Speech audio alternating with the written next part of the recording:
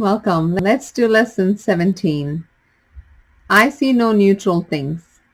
This idea is another step in the direction of identifying cause and effect as it actually operates.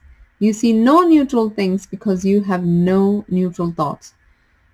It is always the thought that comes first, despite the temptation to believe that it is the other way around. This is not the way the world thinks, but you must learn that it is the way you think. If it were not so, perception would have no cause and would be itself the cause of reality. In view of its highly variable nature, this is hardly likely. In applying today's idea, say to yourself with eyes open, I see no neutral things because I have no neutral thoughts. Then look about you, resting your glance on each thing that catches your eye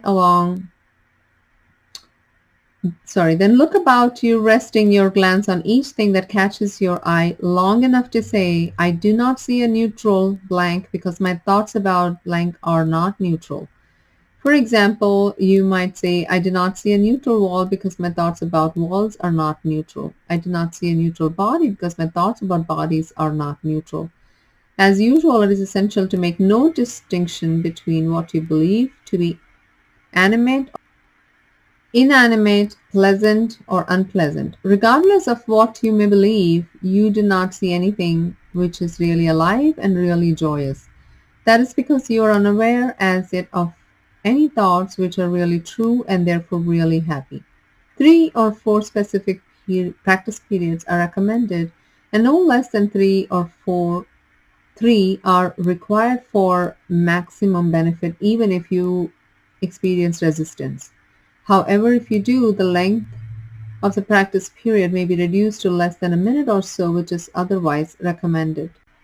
I wanted to say, in most of the lessons, if you see, the word resistance has been mentioned in pretty much, I think, all of the lessons. The thing it is mentioned, reason it's mentioned is when you start to do the lessons in the beginning, your body, mind, your ego is not going to accept anything, and there is going to be huge resistance in wanting to do this, let alone even to read this type of material.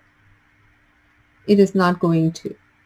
It is up to you to actually put that aside, even just let me see what it says is true or not true, or let me just experiment with it. And that is all.